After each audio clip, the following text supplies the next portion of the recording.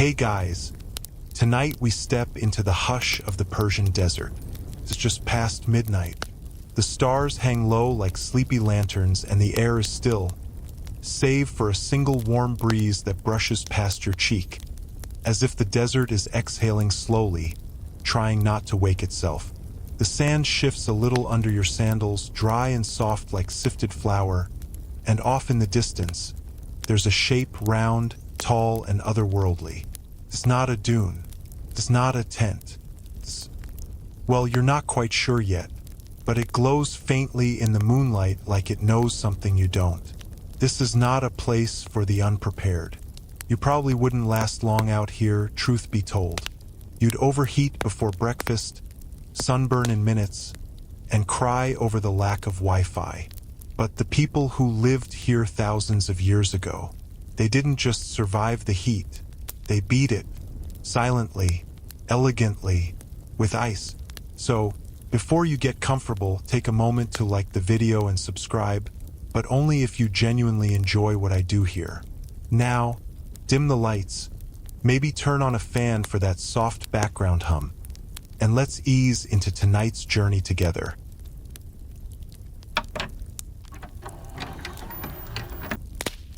You step a little closer to the rounded silhouette ahead. As you near it, the surface comes into focus, smooth, mud-brown, and finely cracked from centuries of sun. It towers above you, a curved dome about 2 stories high, its lines elegant and deliberate. No windows, just a single narrow entrance, barely tall enough to duck into. If you didn't know better, you'd think this was a tomb, or maybe a silo, or maybe a spaceship crash-landed long before the idea of rockets even existed. But it's a yakshul. The word means ice pit in Persian, but that's selling it short. It's more like a cross between a refrigerator and a temple, a storage unit for winter in a land ruled by summer. You walk slowly around its base, noticing the way it seems to sit gently in the sand, not carved into it, not rising aggressively out of it, just placed, balanced, like it belongs there. The mud brick it's made from isn't just any brick. It's a special mixture called sarouj, clay, lime, sand, ash, egg whites, goat hair, and maybe a few other things nobody's completely sure about. The mix was waterproof, durable, and a surprisingly good insulator. And yes, goat hair.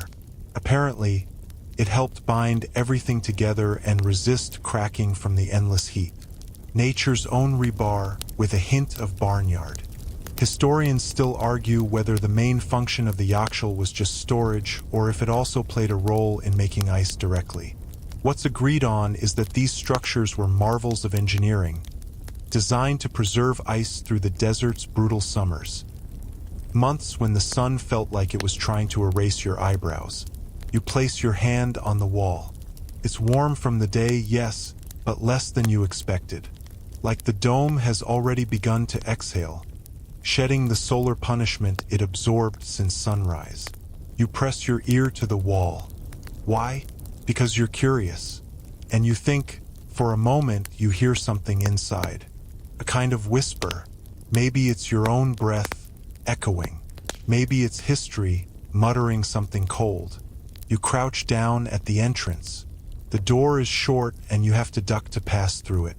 The air inside is immediately different. Cooler. Still, a little damp in the way deep cellars can be. You blink to let your eyes adjust, and gradually, the shape of the interior reveals itself.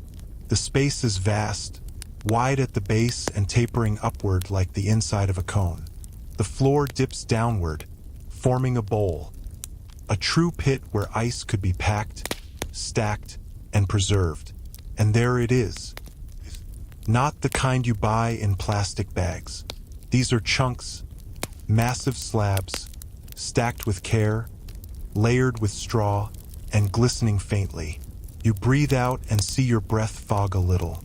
In the desert, in July, you sit down on a smooth stone ledge built into the wall. Your fingers touch a layer of condensation.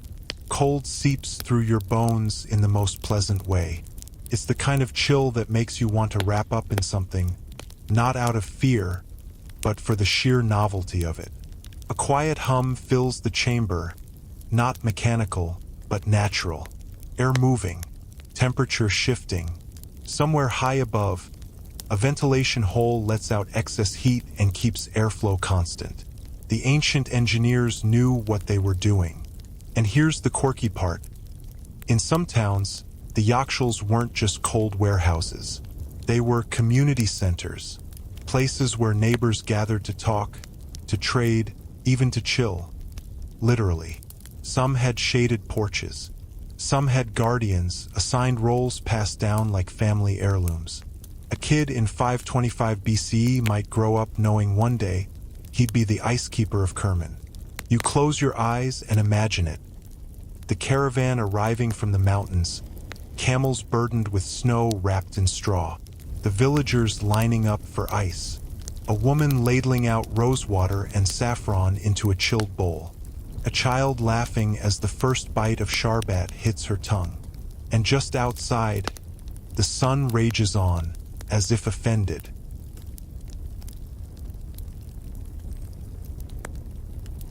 You stay seated for a moment longer, fingers tracing circles in the condensation that's gathered on the stone ledge.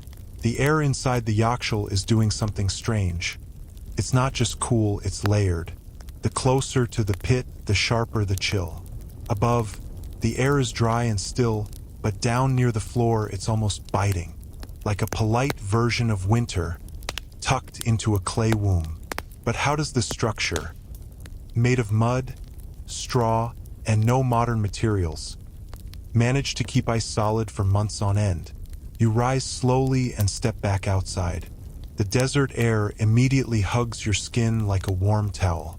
The contrast is startling, and as your eyes readjust to the darkness outside, you notice something clever. The yakshal is partly sunken into the ground. That matters. Subterranean temperatures stay more stable than anything above ground, cooler in summer, warmer in winter. The ancient builders knew this, and they exploited it. You circle the base again, noticing the yakshal's subtle slope and elegant symmetry. This isn't just a dome for the sake of shape. The conical design helps keep heat rising and venting, pushing warm air up and away from the interior. And the walls? At their thickest point, they're over 2 meters wide. Made of sarouge, that water-resistant mixture you met earlier, they act like ancient thermos bottles. You could leave a snowball in there, come back weeks later, and it would still look smug and intact. Historians still debate whether the dome's interior was purely functional or also symbolic. Some argue it mimicked the shape of the heavens, a sacred vessel cradling something as fleeting and divine as ice. Others believe it was purely utilitarian. But let's be honest, when you invent a mud dome that traps winter in the desert, you get to choose your symbolism. Now walk a few meters away, and you'll notice another key feature: trenches. Long, shallow channels cut into the earth like veins. These weren't decorative. They were ice-making arenas. The desert's gift, it turns out, is not just its heat, but its nightly chill. As long as the skies are clear and the air is dry, the temperature can plummet after sundown, even in summer. So what did the Persians do?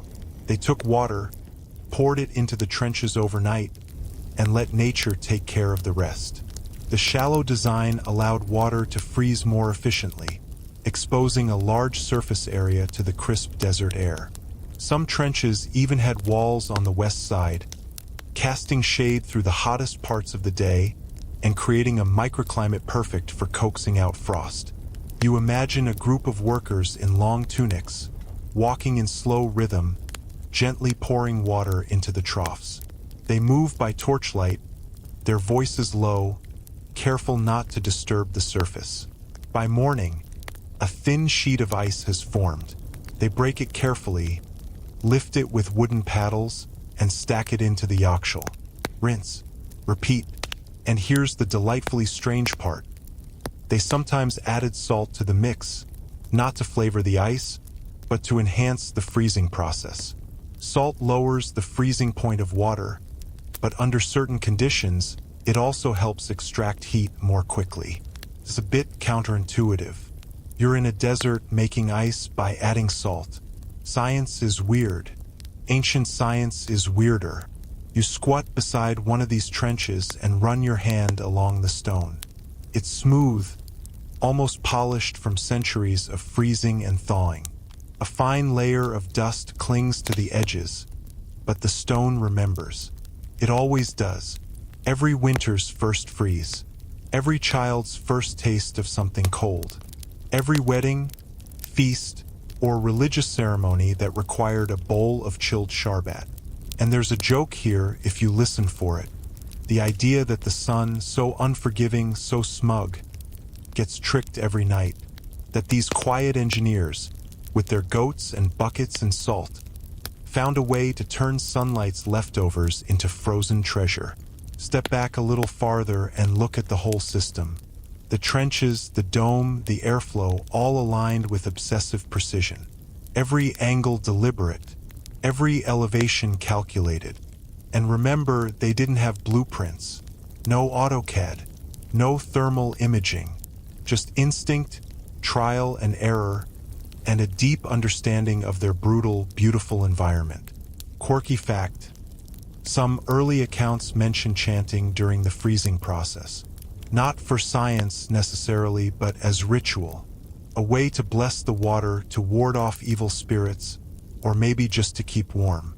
The human voice as insulation, if you will. And here comes your first callback. Remember the Saruj walls with the goat hair? Those same walls sometimes had small vent shafts built into them, aligned to prevailing wind patterns. When desert breezes hit these openings just right, they helped circulate cooler air into the storage space, creating passive airflow systems that modern engineers still study. Historians still argue whether this constitutes the first example of passive refrigeration or simply one of the best. Either way, it worked. Ice in the desert. No wires. No switches. Just geometry, patience, and a little poetry. Now look back at the Yakshal one last time before we move on. Let your eyes follow the curve of its dome. Imagine the centuries it stood watch, and understand what it means to build against the inevitable. Heat, decay, forgetfulness. The desert takes everything except what you build wisely and bury deep. Your breath slows as you step back toward the Yakshal, the faint hum of wind curling around its curves like a cat.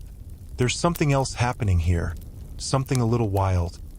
Ice isn't just being stored, it's being made, not in a fancy, whirring machine, but out in the open desert, under nothing but moonlight and a carefully tuned system of trenches, walls, shadows, and patience. You walk out past the ice pit and follow one of the narrow channels etched into the sand. Its surface is flat, only a few fingers deep, bordered by low mud brick walls. At night, water flows into this shallow basin, spread wide and thin. The desert, generous in her chill after sundown, allows it to freeze, not by brute force, but through careful alignment with nature's rhythms. And every night, a new harvest of ice. The process feels almost magical until you remember it's just physics. The desert loses heat fast. During the day, temperatures may soar over 100 degrees Fahrenheit, but at night, they drop drastically, especially when the air is dry and cloudless. This difference is called diurnal variation, and it's what the Persians harnessed better than most civilizations ever managed. You pause beside one such trench and glance up. The stars are outrageous tonight.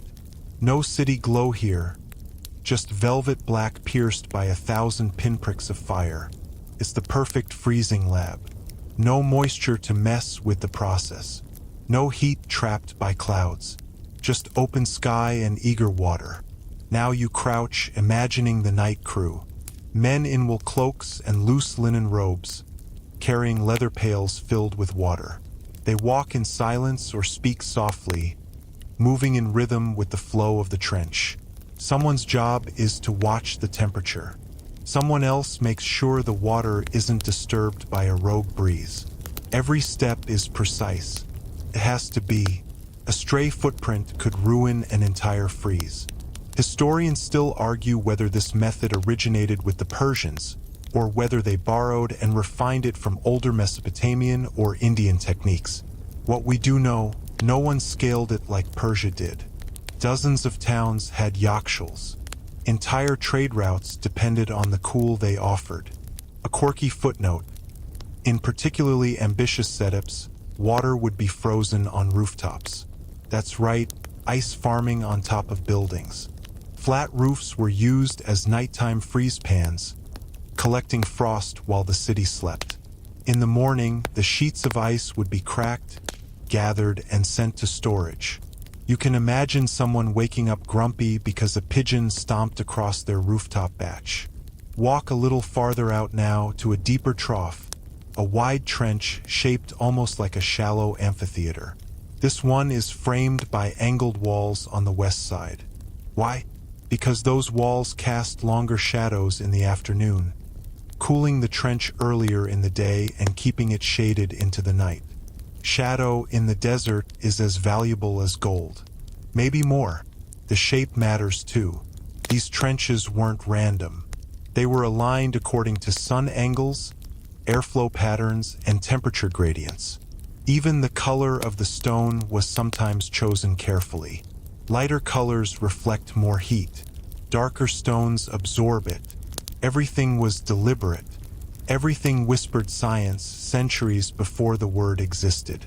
You stand now in the center of one of these freezing fields and picture the next morning. Workers arrive with large, flat shovels. They slide them under the frozen sheets, crack them gently, lift them onto carts, and wheel them back to the yakshal. The ice is stacked like bricks, separated by layers of straw, nature's insulation. Each layer a little colder than the one before. And here's where the cleverness gets you again. They didn't always freeze large volumes. Often they froze thin sheets, easier to stack, quicker to cool, and less likely to melt from the inside out. Think of it like ancient popsicle logistics. Fragile, delicious, and best handled by professionals. You trace your hand over a carved stone at the trench's edge. It's marked with something, not quite a script, but a symbol. Maybe a maker's mark. Maybe a warning.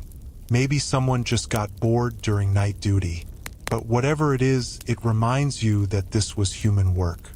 Repetitive, exhausting, beautiful. A side note, many of the workers were seasonal. They came in during the colder months when freezing was possible and moved on when the desert took back control. These weren't year-round ice elves. They were farmers of cold, nomads of frost, and in some towns they were paid in chilled treats, sharbat, faluda, or just pure ice wrapped in leaves. Historians still debate how effective these methods were across different regions. Some claim the central plateau of Iran had perfect conditions, dry nights, clear skies, good airflow, while coastal or more humid regions required alternative tricks. But whatever the climate, the goal remained the same: make ice where there shouldn't be any. Now you tilt your head back one more time and listen. Out here, there's no traffic, no machines, no hum of modern cooling systems. Just the occasional flap of canvas, the whisper of wind through straw, and maybe, if you're lucky, the distant clink of water just beginning to freeze. The next morning arrives slowly.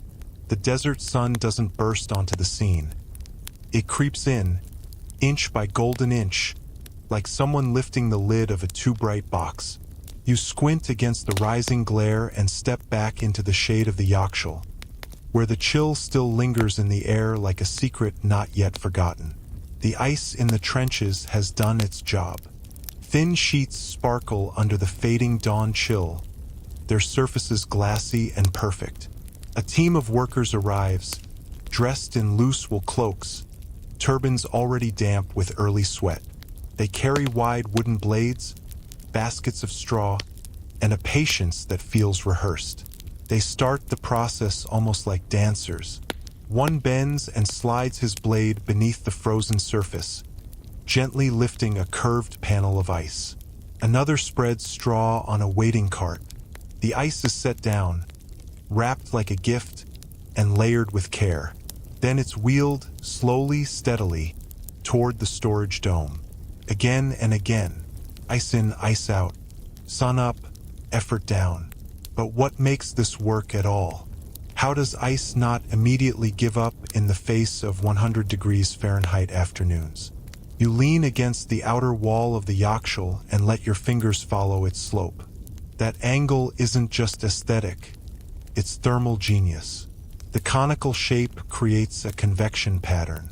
As warm air rises inside the dome, it's naturally pulled upward and out through the vent at the top. Cooler air settles near the floor, hugging the ice. This passive cooling, airflow without electricity, physics without machinery. You're standing inside a kind of ancient refrigerator where the architecture itself breathes. And the walls?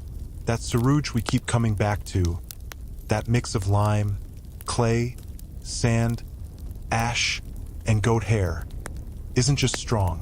It's stubbornly non-conductive. Heat struggles to move through it. Think of it like a desert-born cousin of concrete, but designed to protect a snowman. Some historians still argue whether the exact composition of sarouge varied from region to region, and whether certain cities had secret recipes. There's even debate about whether it was invented by accident, someone mixing mortar on a particularly experimental afternoon. Either way, it worked. It worked so well that fragments of it are still holding together 2,000 years later, even when exposed to sandstorms, floods, and empires collapsing overhead. Step into the dome again and feel it. The air is cool, calm, and still. No buzzing fans, no compressor hum, just the quiet confidence of a system that outlasted kings. Now look down. You notice the floor isn't level. It dips toward the center, forming a wide, deep pit. That's intentional. Ice melts, water happens, but this depression collects the runoff and channels it away, preventing mold or pooling. Some domes even had early forms of drainage, directing water to nearby orchards or gardens. Waste not, chill not. Here's your quirky moment for this section. In some wealthier towns, people would lower trays of fruit or meat into the yachtshell's pit, not to freeze them, but to extend their life. Think of it as the earliest form of cold storage. A merchant might store pomegranates, grapes, or lamb skewers here, ready for a royal feast. And yes, there's at least one apocryphal tale of a cat being lowered inside in a basket and refusing to ever leave. Outside, the workers continue their delicate stacking. Ice on straw, straw on ice. Perfect, chilly sandwich. They're not in a rush. The sun is climbing, yes, but the ice is winning for now. You wander around the back of the dome and notice another design trick. A shadow wall, built at just the right angle. It casts a shade over the ice trench for much of the afternoon. It doesn't eliminate the heat, but it buys time. Time in this battle is everything. You remember a similar structure you saw earlier, a smaller yachtshell built beside a stream. Some towns had direct water access, and those lucky few didn't need caravans to bring snow. Instead, they relied on evaporative cooling. They'd wet cloth, hang it in the wind, and let science do its thing. When air moves across damp surfaces, it takes heat with it. Add a funnel system and some smart insulation, and suddenly you've got a primitive air conditioner. Historians still puzzle over the variety of designs. No two yachtshels are exactly the same. Some are taller, some wider, some with intricate staircases winding inside like ice cathedrals. Others are squat and plain, built for pure function. The diversity reflects local needs, materials, and Let's face it, regional pride. Nobody wants the second coolest dome in Persia. You pause, letting the breeze pass over your face. It smells faintly of straw, damp stone, and something sweet. Maybe rose petals, maybe just memory. The workers have moved on now, and the desert starts to stretch its muscles. The heat's coming, slow but inevitable. But for now, the yakshal holds. The walls hum with confidence. The ice glows in its cool cocoon, and you somehow feel a little colder just standing near it.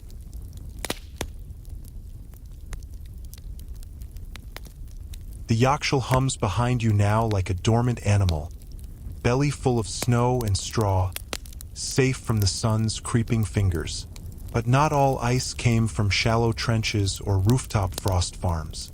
Some of it arrived the hard way, from the mountains, bundled, guarded, and treasured like a shimmering gem. You shield your eyes and look eastward.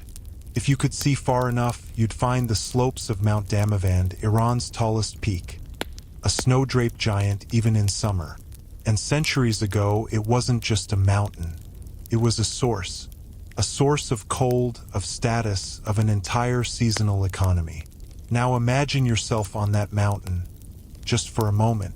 The air is thinner, sharper. Your breath feels like you're drinking ice through your lungs. Snow crunches under your boots, and beside you stands a caravan leader, checking his bundles. He's wrapping compacted snow in straw-stuffed goat-hide bags, tying them shut with rope, then layering the bags under heavy woven blankets. No truck, no cooler, just instinct, textile, and an enormous amount of trust in his camels. This isn't a fantasy. For centuries, ice was harvested high in the mountains, carved into blocks, and packed for the long journey downward. It was a process that began before sunrise and sometimes ended days later. Camels were the delivery trucks. Straw was the insulation. And the drivers? Well, they were equal parts muleteers and ice priests. You follow such a caravan in your mind's eye as it winds down dusty switchbacks. The sun above, snow below. Contradiction on hooves. Every step is measured. If they move too fast, the outer snow melts. Too slow, and the ice won't reach its destination before the yakshal is ready. Historians still argue whether this snow trade was local improvisation or part of a vast organized system.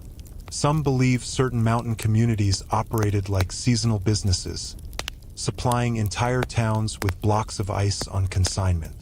Others think it was a sporadic luxury, called upon for festivals, weddings, or the personal cravings of very demanding nobles. And demand they did. Royal courts in Achaemenid and later Safavid Persia were known to throw extravagant summer feasts, with chilled drinks, icy desserts, and decorative piles of snow sculpted into swans. Okay, maybe not swans, but imagine having the kind of power where your meal includes frozen grapes in the desert sun. That's not just wealth. That's a flex. Here's your quirky detail of the section. Some caravans traveled only at night, avoiding the sun altogether. They'd wrap the snow, load up the animals, and begin their descent by moonlight. During the day, they'd find caves, shaded overhangs, or even create temporary lean-tos with cloth and palm fronds. Think of it as ancient dry ice shipping with a bit more drama and a lot more camels. You reach the edge of a town now, just as such a caravan arrives. The locals gather like it's a parade. Children run ahead, shouting. Merchants count their coins. And the ice arrives, steamy and sweating, but intact. It's lowered gently into carts or directly into the mouth of the yakshal. There's cheering. There's relief. For a moment, it feels like winter has visited. And let's be clear, this wasn't just about comfort. Ice served medical purposes, religious rituals, and food preservation. A physician might prescribe a cold compress made from snow and rosewater for a fever. A mystic might use a sliver of ice in a purification rite. And bakers? They'd chill dough to delay fermentation in the summer heat. Ice was practical magic. Even so, not everyone approved. In some regions, there were quiet complaints: why waste energy hauling snow when crops needed watering? Why spoil noble children with chilled melon when the village elders sipped tepid barley tea? But those voices rarely made it into the records. Ice was power, and power wrote the scrolls. And just when you think it couldn't get more elaborate, some towns began building staging platforms, raised stations where incoming caravans could deposit snow before it was officially handed off to the Yakshal stewards. These platforms were shaded, reinforced, and sometimes even guarded. Because yes, ice theft was a thing. If you could steal a block of snow and resell it across town, you'd make a tidy sum. It melted fast, but profits melted faster. A quick callback for you. Remember those rooftop ice farms? They were often used in tandem with these mountain deliveries, allowing towns to supplement their supply. Freeze a little locally, import a little more. Diversify your cold assets. Ancient Persian logistics were more sophisticated than some modern shipping companies. And they didn't even have spreadsheets. By the time the ice settles into its pit, you're sweating again. The sun is now high, the shadows short. But that caravan, that snowy descent, it echoes in your bones. Because here's the truth. Making cold is impressive. Bringing it home is legendary. And for the rest of the town, especially the cooks, the scribes, the poets, it means one thing. Sharbat is back on the menu. The air inside the Yakshal is colder now, noticeably so. The ice from the mountain has arrived, and the dome hums with that quiet authority only ancient structures seem to carry. You run your fingers along the straw-packed slabs stacked like pages in a frozen book. Each one tells a story of labor, of weather, of long nights and longer descents from snowy peaks. And now the best part. The part that explains why people went to such lengths. Why all the salt, the trenches, the goatskin bundles, the rooftop freezing and moonlit caravans. It all comes down to this: ice cream. You step softly through the open courtyard behind the storage dome and find yourself in a shaded kitchen. Not just any kitchen, but one belonging to a noble family, or perhaps even the Achaemenid court. Someone important lives here. You can tell by the copper trays, the silver cups, the servants who glide instead of walk. One of them stands by a long stone counter, grinding saffron threads between polished pestles. Another gently shaves ice into a ceramic bowl, working fast but gracefully, creating a fluffy mound that looks like snow scooped off the roof of heaven. Welcome to the royal ice-making ritual. The Persians didn't exactly have what we'd recognize today as Ben and Jerry's. But what they did have was something magical. A frozen blend of snow or ice, sweet syrup made from sugarcane or grape molasses, and floral infusions like rosewater, orange blossom, or violet. This chilled mixture was sometimes flavored with ground pistachios, dates, or even a few strands of the incredibly rare and extremely yellow saffron. The result? Sharbat, or its close cousin, faluda, a frosty dessert made with thin rice noodles, semi-frozen syrup, and the kind of smooth sweetness that makes your eyes roll back for a second. You take a seat in the corner, half in shadow, half in awe. One servant brings out a tray, wooden, lacquered, inlaid with bone. On it sits a tall glass cup holding layers of crushed ice, rosewater syrup, and chilled grape extract. Next to it, a smaller dish of frozen noodle threads, glossy with sugar, crowned with a petal. Edible, symbolic, soft as snowfall. Historians still debate the exact recipe.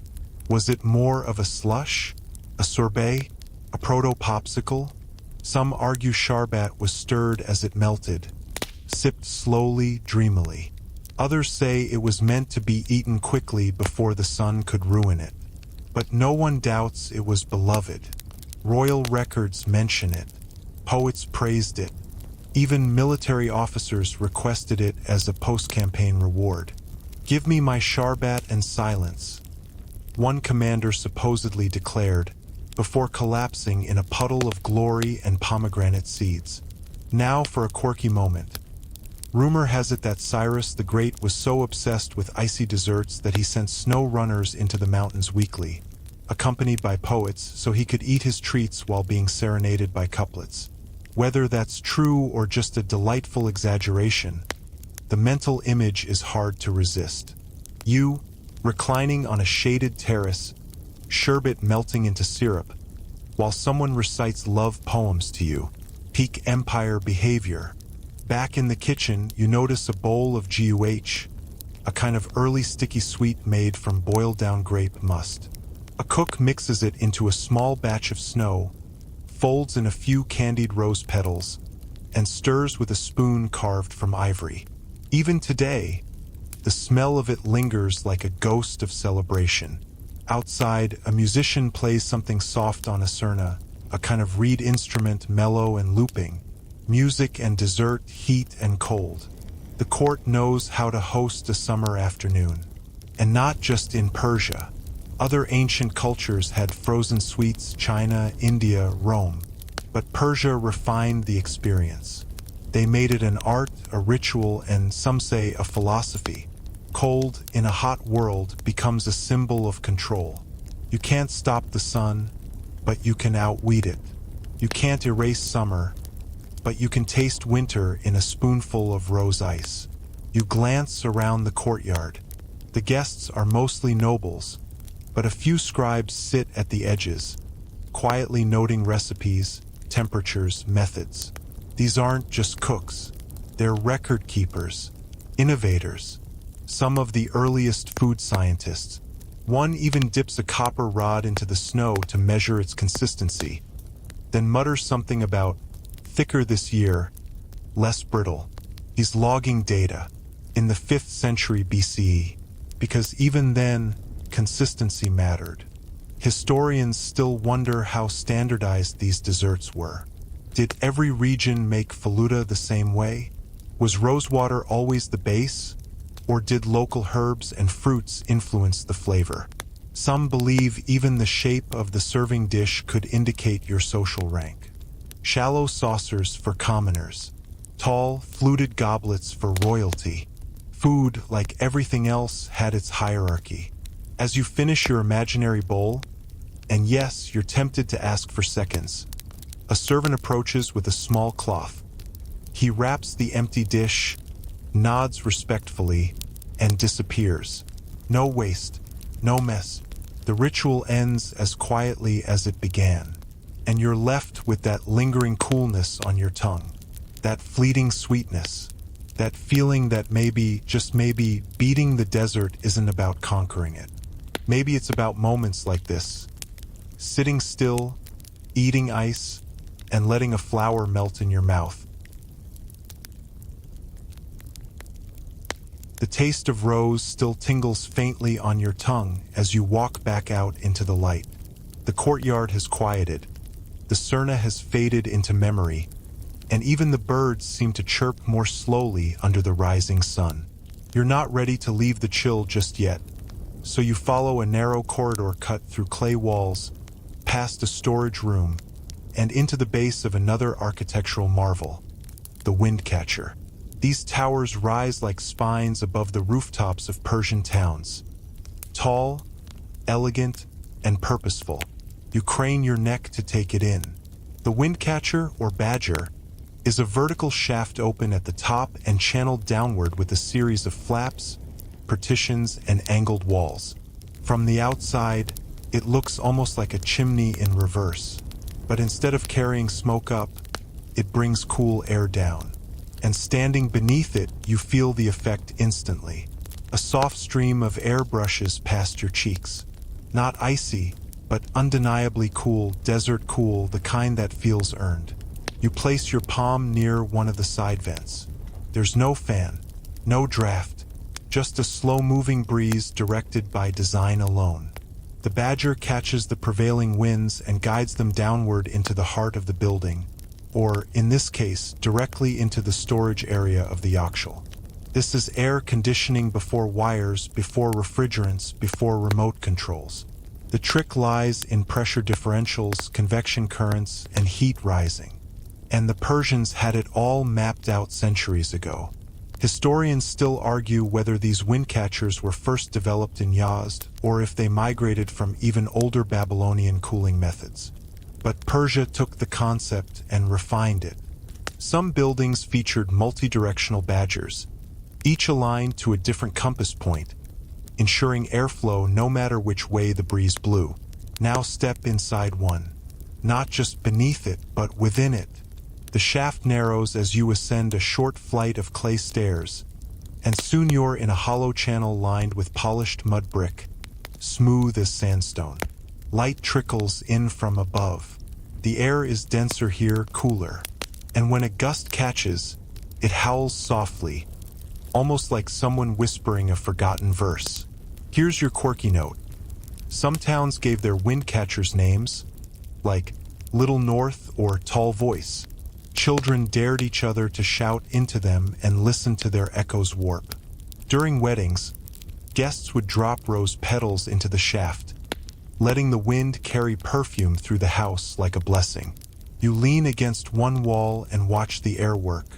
Not fast, not forceful, but constant, reliable. It doesn't scream like a fan. It hums like a loyal friend. Below, in the Yakshal, the badger's real magic takes place. The airflow dips into the pit where ice is stored. As the cold air settles, warm air is pushed out through a separate vent. A silent cycle begins. Hot air up, cool air down. No buttons, no batteries, just physics and architecture holding hands. And this wasn't just a luxury for storage. Entire homes used wind catchers. Sick rooms, in particular, were built with airflow in mind. Cooling was thought to reduce fevers, calm nerves, and promote better sleep, which, if you're lying in bed right now listening to my voice, is something I think we can both agree on. Some engineers even combined wind catchers with water channels, small indoor pools, or clay pots of damp cloth placed beneath the airflow. As the wind passed over the moisture, evaporative cooling kicked in. The effect: temperatures inside dropped significantly, often enough to make a room comfortable even during peak heat. You climb back down slowly and rest at the tower's base. There's something spiritual about these structures. They don't force the environment to obey. They invite the air in. They listen to the wind. And because it's Persia, of course there's poetry. One 13th century verse reads, "Wind speaks through tall clay / finds my chamber, leaves me still / cold breath in the fire." Pretty dramatic, sure. But when you sit in the heart of a working wind catcher, poetry doesn't feel optional. It feels inevitable. Historians continue to study these towers with fascination. Are they the earliest form of sustainable design? The first true example of eco-architecture? Entire universities today model passive building strategies after these humble mud brick spires. And yet, they began with nothing but necessity. Cool the house, preserve the ice, beat the sun. You step back into the open and turn your face upward. The wind catcher looms overhead, catching the desert's invisible currents and shaping them into comfort. A gentle, brilliant machine built from dust and logic.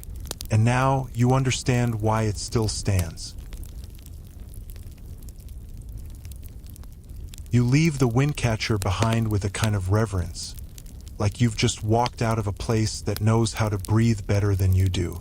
The Yakshal looms quietly to your left, still sealed and content. But you begin to notice something else simmering just beneath the surface of this ancient society. Something less tangible than ice and straw, but just as cool. Status. In ancient Persia, cold wasn't just about comfort.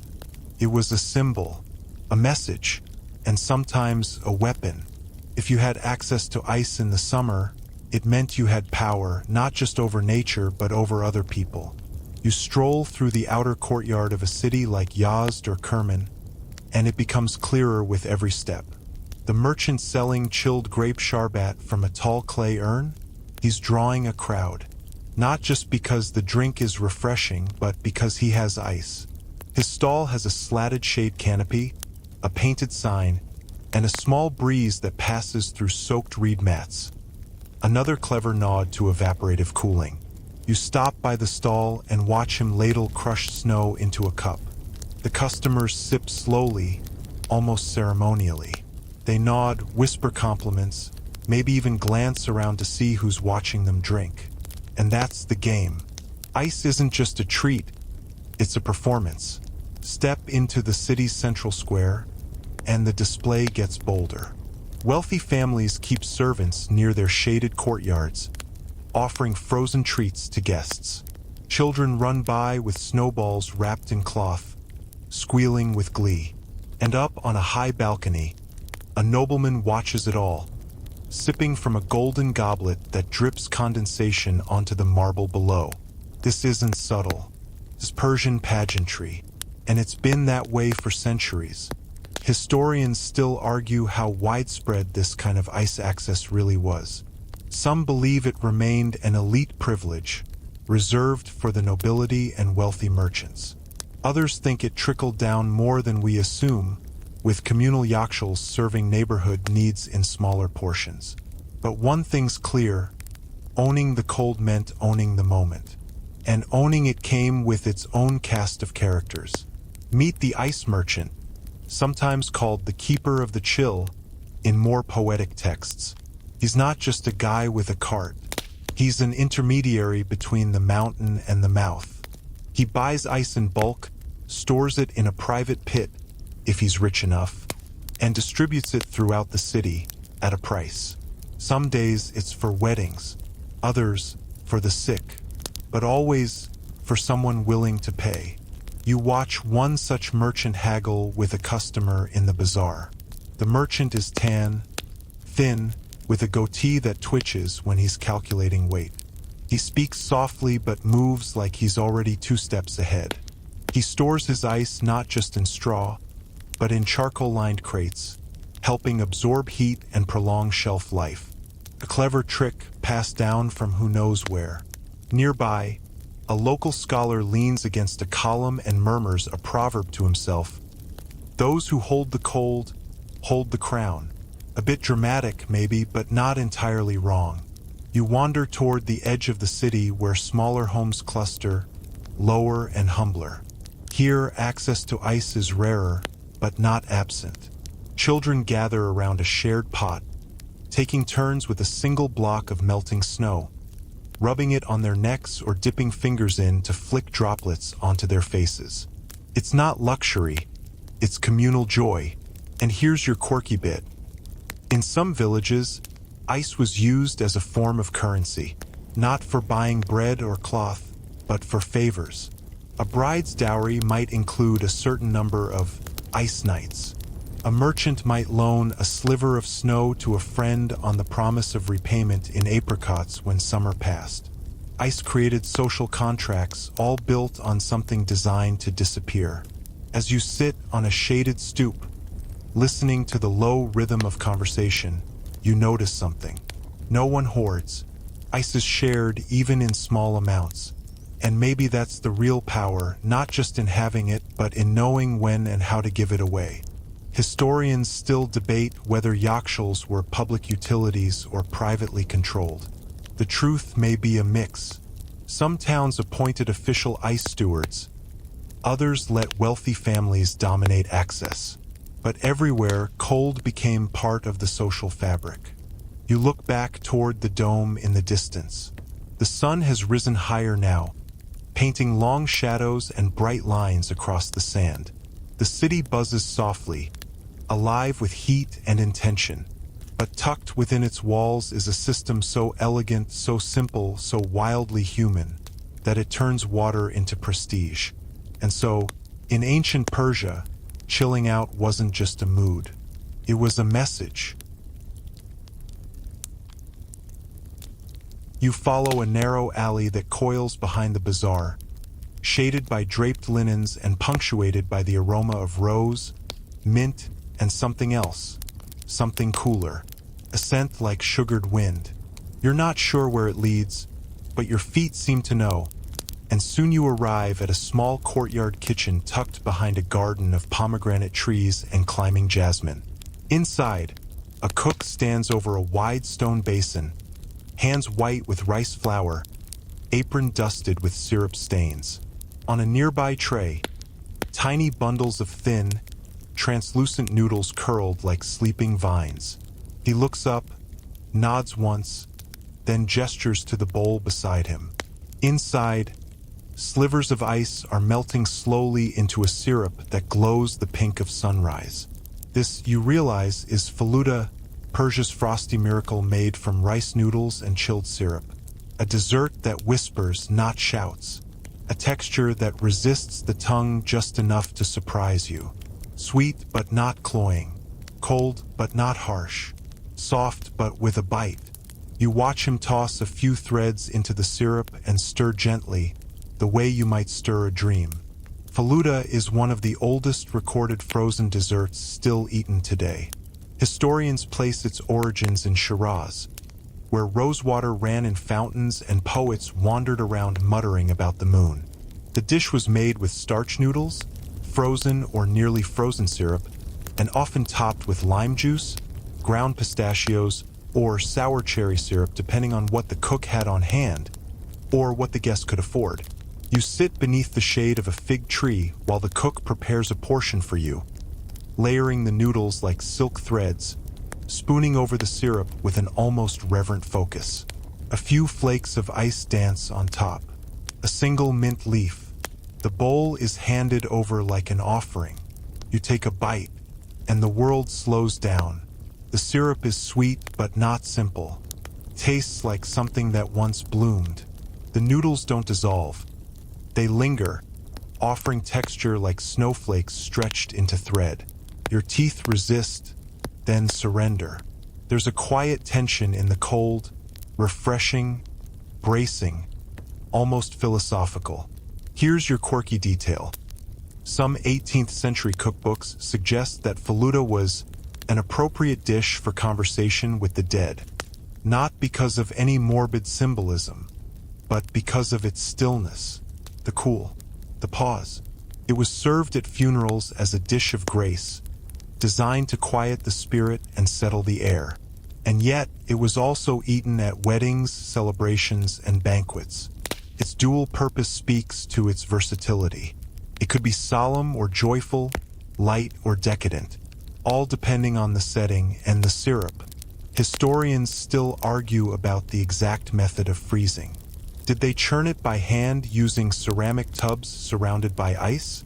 Did they stir slowly under shade until the syrup thickened to the right consistency? Some claim early faluda was scraped like granita. Others insist it was poured over shaved ice like modern snow cones. But no matter the method, the heart of it remained the same. Frost meets flour. As you sit with your bowl, the cook shares stories. How his grandmother used to measure syrup strength by how long it held its scent in the air. How she'd scold him for over-freezing, saying faluda must tremble, not shatter. How the best batches were made during festivals, when snow was freshest and mint grew wild along the irrigation canals. You sip some water. The bowl is nearly empty now, and you already miss it. The cook offers a final trick. If the noodles ever clump, just add a dash of rose water and stir counterclockwise. He winks. That's how you unwind a summer. And there it is again. The idea that dessert isn't just food. It's relief, it's rhythm, it's resistance.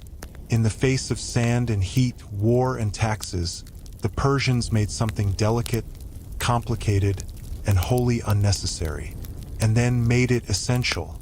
Before you leave, the cook hands you a folded scrap of parchment. It's a recipe, maybe, or maybe just a poem. You don't open it yet. You don't need to. The taste lingers. As you walk back through the alley, you hear someone else exhale with pleasure. Another bowl, another pause. A shared ritual in a world too fast, too hot. And so, Faluda becomes a philosophy. Take what melts, what slips away, what must end, and eat it slowly, beautifully, before it's gone. You follow a dusty path skirting the edge of the town, winding past fruit orchards and crumbling aqueducts until it leads you to a low, square building that looks unremarkable, until you notice the thick, shaded walls, the tightly sealed doors, and the guards lounging near the entrance sipping sharbat from clay cups. This, you realize, is no home. It's an ice house, but not just a place to store snow. This is the realm of the ice boss. Every Yakshal has one, sometimes called a steward, sometimes a master, but always a figure of immense local importance. This is the person responsible for overseeing the entire operation. Trench freezing, snow hauling, layering, storage, distribution, and, perhaps most critically, protection. You step inside and are greeted by the thick, earthy scent of packed straw and ancient cold. Not the pristine chill of a modern freezer, but something older, wilder. It smells like winters that happened before you were born. At the back of the room stands a tall, spare man with a beard the color of ash and hands like cracked leather. He's unwrapping a bundle of wool to inspect a brick of ice, nodding once before passing it off to an assistant. His eyes flick to you briefly, curious, not unkind, and you feel, just for a second, like a trespasser in a cathedral. This man is the ice boss, the one who controls the cold, keeps the books, manages the workers, and decides who gets served first when the heat hits hard. Historians still debate how these positions were granted. Some say it was hereditary, passed from parent to child like a craft or title. Others argue it was merit-based, chosen by local councils or rulers who understood the vital importance of keeping perishables and tempers cool. In any case, it wasn't just a job. It was a calling. You move through the storage space and notice little things. Marks carved into the ice bricks, maybe to track the date they were stored or where the snow was harvested. A tally sheet on parchment hangs by the door, held in place by a smooth river stone. On it, names, weights, allocations. A child's handwriting, perhaps. This place isn't just a freezer. It's an archive of coolness. Here's your quirky detail. In some cities, the ice boss held judicial power. If someone stole ice, it wasn't just theft, it was seasonal sabotage. A broken lock on a snow chamber could mean spoilage for a whole community. So the ice boss could issue punishments, resolve disputes, and even ban families from future access if they were repeat offenders. Talk about a frosty reception. You pause at a narrow hallway leading into the base of the Yakshal itself. The walls here are lined with glazed tiles, pale blue, cracked but still gleaming. A signature of pride, perhaps, or of wealth. Only well-managed ice houses could afford such ornamentation. And at the far end, you spot a ledger bound in goat leather, open to a page marked Sharavar. The late summer month when demand for ice is at its peak. The entries are specific. Dates, names, quantities. 2 blocks for the wedding of Behzad's daughter. 1 for the apothecary, approved for fever cases only. Half brick for Lady Yasmin, gifted with poem. Yes, a poem. Ice wasn't always paid for with coin. In some communities, creative forms of barter were common. A night of music, a jug of rare syrup, clever verse, well received. You hear the ice boss chuckle softly behind you. He's watching a young assistant attempt to lift a chunk of snow that's clearly too heavy. The older man doesn't intervene. He waits, lets the boy fumble, then nods as the task is completed. You realize this place isn't just about ice, it's about training, about legacy. Historians still wonder how consistent these operations were across regions. Did each city have its own ice lord, or were some towns managed collectively? Was there a guild of sorts, a cold cartel, if you will? Some records suggest traveling specialists who inspected yakshuls and certified their readiness before the hot months arrived. Like food inspectors, but with a particular fondness for frost. As the sun continues to climb, the heat outside begins to flex its muscle. You can feel it pressing against the door. But in here, the air stays calm, measured. The bricks of ice sit silent and glistening, their surfaces beaded with patience. And here's the thing, none of this works without trust. Trust that the snow won't be stolen, that the ice won't be wasted, that the man in charge knows how to keep a secret cold. You walk slowly toward the exit. The guards are still outside, sipping from their cups. One offers you a taste. You nod. The drink is sweet, but faintly bitter, infused with mint and something smoky, perhaps a syrup made from boiled quince. And as you walk back through the alleys of the city, you begin to see the truth. In ancient Persia, the cold wasn't just managed. It was governed.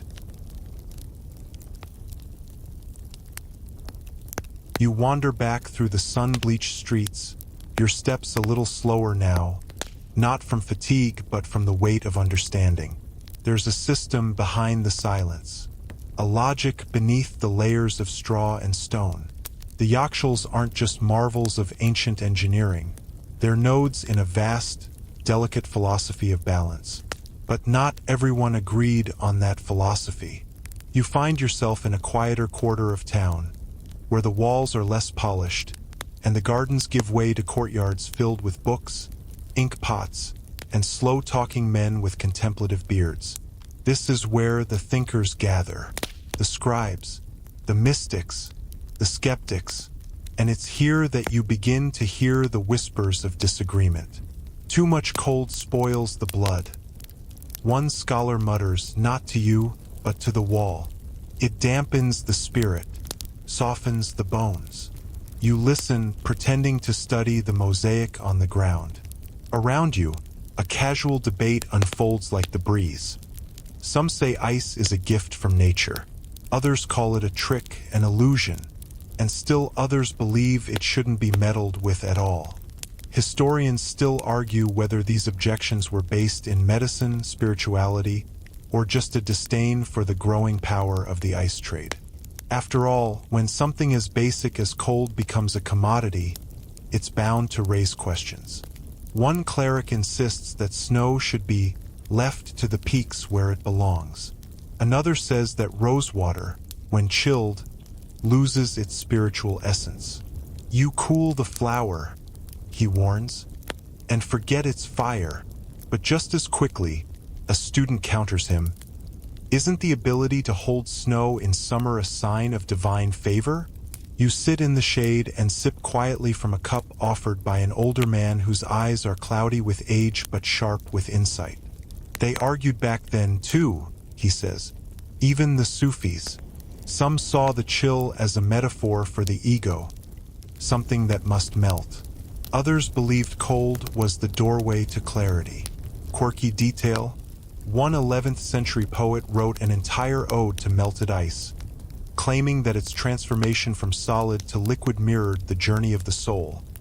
Rigid in youth, fluid with wisdom, eventually evaporating into the unseen. It was widely praised, and completely ignored at dinner parties. As the afternoon deepens, you notice how the debate doesn't escalate. No shouting, no harsh lines drawn, just drifting opinion. Like incense smoke curling from a censer, it twists gently but leaves a scent long after the words fade.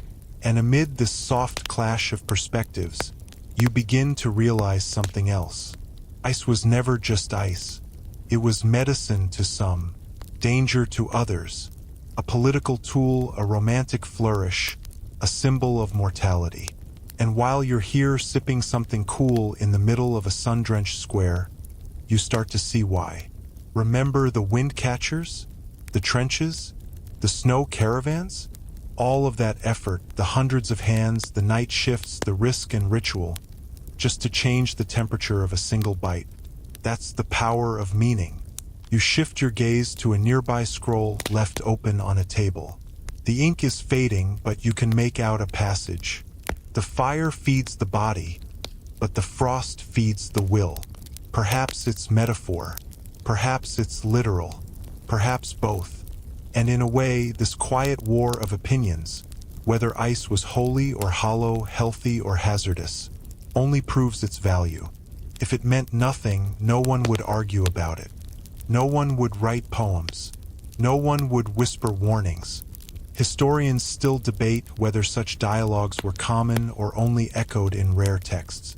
But the fact remains, even in the age of camels and clay, people were asking the same thing we ask today. Just because we can, should we? You finish your drink. The cup is empty, but the chill lingers on your lips. Around you, the conversation drifts to other topics. Wheat yields, river levels, someone's cousin who's fallen in love with a baker. But in your mind, the debate continues. And as you walk away, you think not of the ice, but of its shadow. The absence it leaves when it melts. The questions that come after. The alleyways begin to glow as the sun starts its slow descent, and the desert shifts from blazing defiance to soft surrender. The heat relaxes its grip just slightly. Long shadows stretch like lazy cats across sun-baked stone. You follow the sound of laughter, distant music, and something clinking. Metal on ceramic, glass on tile. It leads you to a celebration, a wedding. Not a royal spectacle, but a city wedding, lavish in its own way, humming with layers of ritual, fragrance, and joy. You're welcomed into a courtyard swept clean and dressed in hanging silks and vine-wrapped lanterns. At its center stands a stone table, low and round, set for the final course. And there it is again, ice. This time, not stacked or stored, but celebrated. On the table, tall bowls of crushed snow glitter like moonlight. Syrups in small glass pitchers shimmer in hues of violet, amber, and ruby. There are candied orange slices, sprigs of mint, spooned-out pomegranate seeds glistening like jewels. The bride and groom sit nearby, radiant and flushed, sipping from the same cup, passing a slice of frozen melon back and forth. This isn't just dessert, it's blessing.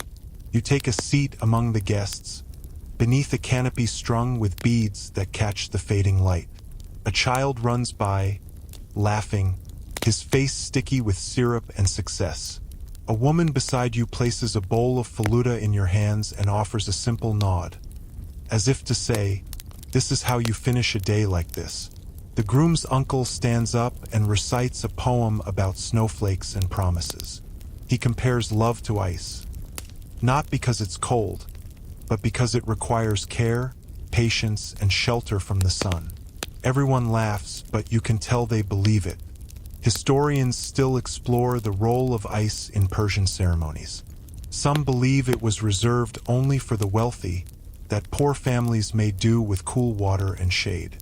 Others argue that entire communities often pooled resources to gift the bride and groom with just enough ice for one shared bowl. A moment of rarity, offered not for consumption, but for memory. Here's your quirky moment. In some towns, the wedding contracts, yes, contracts, included a frost clause. It ensured that if ice was promised and not delivered, the groom had to recite a poem of apology and serve the in-laws warm sherbet until autumn. A small humiliation, a large expectation, a tradition no one dared break twice. You watch as a servant lowers a tray of tiny chilled sweets, rice flour pastries dusted with powdered sugar and filled with frozen date paste. Not cold enough to bite, just enough to hum on the tongue. Each one sits atop a fresh basil leaf, which doubles as napkin and garnish. The elder matriarch of the family walks over and touches the bride's wrist with a cold rose water-soaked cloth. The young woman closes her eyes, exhales. A custom, you learn, meant to calm the nerves and cool the blood before the final blessing. As the evening deepens, so does the storytelling. An older man spins a tale of how, years ago, his father trekked 3 nights to fetch snow from a mountaintop just so his sister could have ice on her wedding day.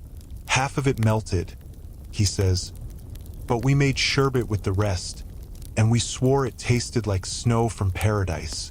You believe him, because by now, the idea of ice in this world has stopped being unusual. It's become inevitable, as natural to these people as date palms or poetry, the product of sweat and science, ritual and romance. You glance at the groom, now spooning ice into the bride's palm, which she cups like a small bowl. She tilts her head back, closes her eyes, and lets it melt, slowly, intentionally, like she's promising something, and maybe she is. Historians still debate whether ice became a symbol of purity, of union, or simply of ephemeral joy, the kind that melts even as you hold it. But on this night, in this courtyard, you see what it truly represents. Presence. The ice doesn't last. It never does. That's the point. It must be savored now, here, before the sun rises again. You finish your bowl and set it gently on the table. Around you, the music swells. A soft rhythm played on oud and daff. Guests lean into one another, stories growing longer, laughs a little louder, but not rowdy. Just content. And above it all, drifting gently in the cooler night air, is the quiet truth of it all. The best moments, like the best desserts, are the ones that melt before you expect them to.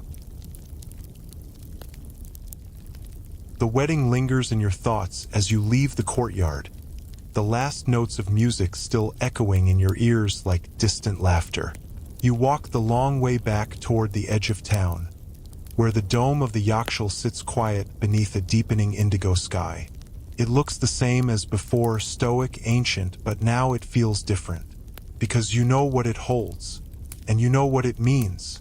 But time, like ice, melts faster than you want it to. And just as Faluda gives way to empty bowls, even the Yakshal's reign would one day begin to slip. The decline wasn't sudden, it rarely is.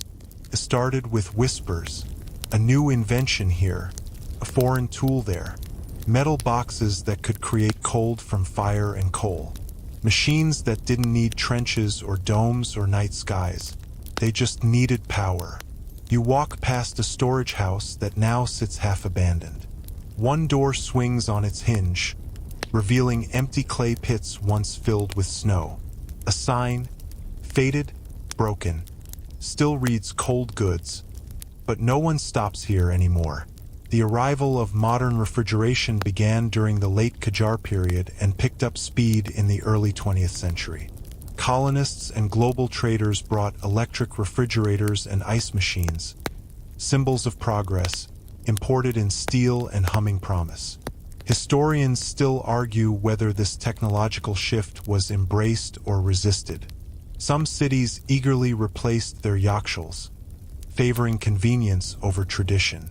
Others clung to their domes, swearing that machine-made ice never tasted the same, never felt as pure. You step into one of these hybrid homes, part modern, part memory. Inside, a refrigerator hums in the corner, its chrome surface shiny and impersonal.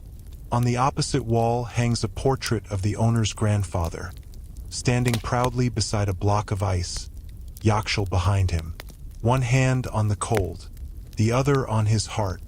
That's the thing with progress, it doesn't always erase what came before. Sometimes it just covers it up, like snow on a path you no longer walk. Quirky detail: in some towns, the first people to buy electric freezers were the former ice bosses. They didn't resist. They adapted. They installed generators, rented out their old domes for grain storage, and printed flyers, "Modern ice, ancient care." The slogan caught on. The old skills still mattered, even if the tools had changed. But not everyone made the transition.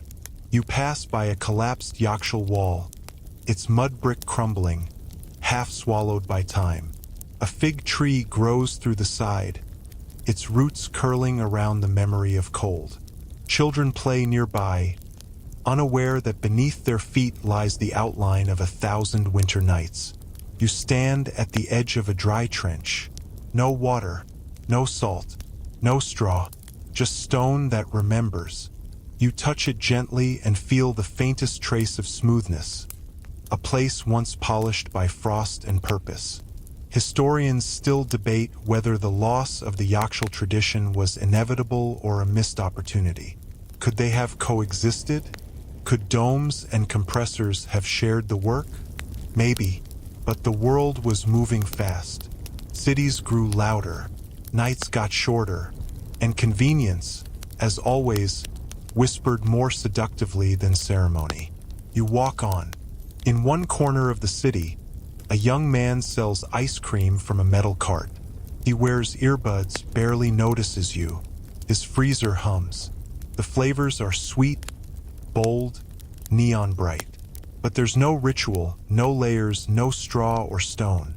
Just plastic cups, plastic spoons, and a faint scent of vanilla syrup that tastes like memory, rewritten. And yet, the line is long. People still want cold. They always will.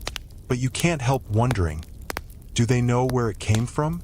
That once, entire cities gathered beneath the stars to freeze water with nothing but silence and salt? That once, the making of ice was a dance with darkness, a celebration of stillness? You sit beneath a ruined wall as twilight settles in. A soft breeze passes, and for a moment, you imagine it rising through a wind catcher, swirling down into a dome where ice still sleeps beneath layers of straw. Not gone, just waiting. The stars are out now, fewer than earlier, but still holding the sky together with tiny stitches of light. You walk slowly along the outskirts of the town, where the buildings thin and silence settles deeper. Out here, things aren't preserved. They're left behind. You pass what was once a proud Yakshal, half buried in sand, its dome cracked and leaning. A jackal darts past the base, disturbed by your footsteps. The dome doesn't notice. It has other things to think about. You step through what's left of the entrance, careful not to disturb the fragments. Inside, it's cooler than you expected. Not cold, not anymore, but the air has that same muffled calm, like a cathedral after the choir has gone. You look around. There's no ice, of course, no straw, no scent of rose water, just dust, broken stone, and faint rings on the ground where storage pits once held the harvest of frost. The walls are streaked with pale lines, salt trails perhaps, like ancient veins tracing the life that used to pulse here. A torn scrap of cloth hangs from a ceiling beam, faded with age. Maybe a banner from a wedding, maybe a forgotten towel, but it flutters just slightly when the wind sneaks in. The Yakshal, it seems, still breathes.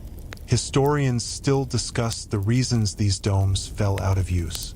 Some blame economics. Modern refrigeration was cheaper, faster, more compact. Others cite climate change.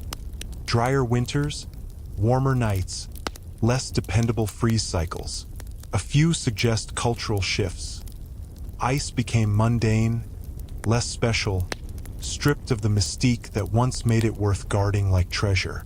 You kneel by a depression in the floor. It's caved in now, but you can tell. This was a pit, deep, dark, and once full of snow. You reach down and feel the soil. It's warm, dry, no trace of what it once held. And here's your quirky moment. In some villages, children used to be told that the Yakshal was where winter lived. They believed that each dome held a piece of the season, and that if you listened closely at night, you could hear the snow dreaming. A beautiful lie or a poetic truth? You decide not to ruin it. You step outside again and walk the ring around the dome. From here, the shape is still elegant. Broken, yes, but not defeated. The angle of the wall still casts the perfect shadow. The trench, though half filled with weeds, still traces a path like a vein back to the center. And suddenly, it hits you. These ruins aren't just sad. They're generous. They've given what they were made to give, held on longer than anyone asked them to, and now they offer something else, memory. You look back one more time. Imagine it whole again. Fresh plaster, crates of snow, workers laughing as they lower baskets of fruit into the ice. A little girl peeking into the pit and seeing her breath fog in the air. A poet sitting cross-legged nearby, writing verses about the flavor of cold. Historians still record these places with reverence. Some have been restored, turned into museums or community centers. Others are allowed to return to the earth. There's dignity in both. One preserves, the other releases. You sit on a nearby rock and take out a small notebook. Yes, the one you've been carrying all this time. You sketch the dome, lopsided but proud. You label the vents, the trench, the pit. Not for accuracy, for affection. The wind picks up slightly, and you hear a flap of canvas somewhere far off. Maybe a tent, maybe a shutter not quite latched. The world isn't frozen anymore, but it remembers. And that, you realize, is the secret. You don't need ice to be cold. You just need a place that knows how to hold it.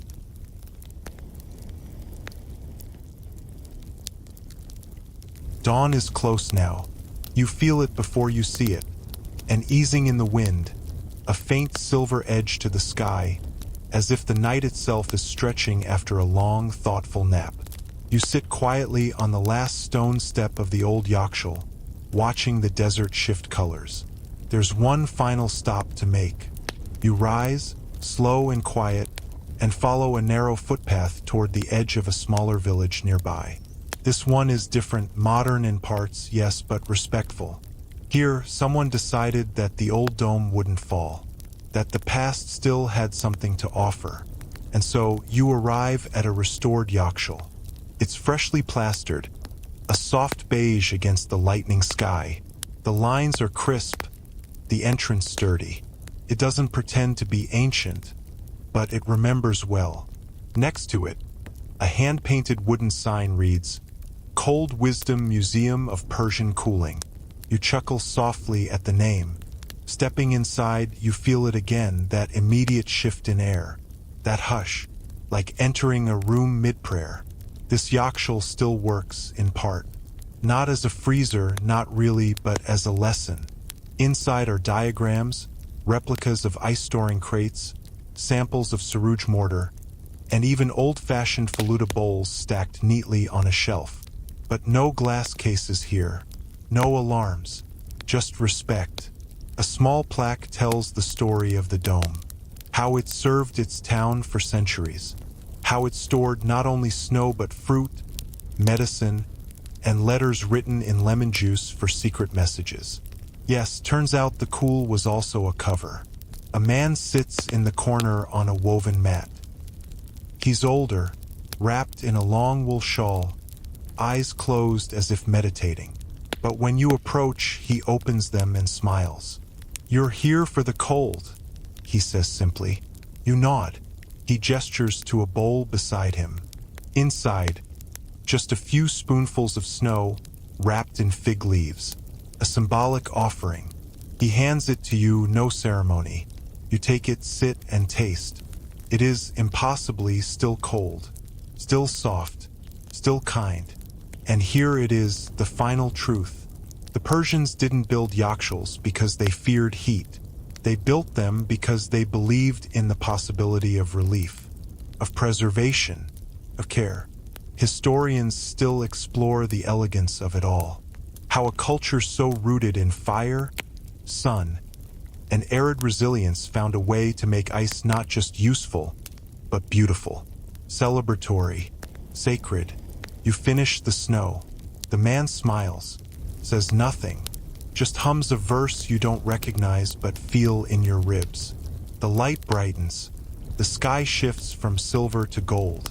You step out of the dome, take one last look at its perfect curves, and feel the breeze rise up through the vents one final time. Not gone, not forgotten, just sleeping. And as you begin your walk back, slow, grateful, half dreaming, you carry something colder than ice and warmer than fire. You carry the knowledge that in the heart of the desert, someone once taught the sun how to wait.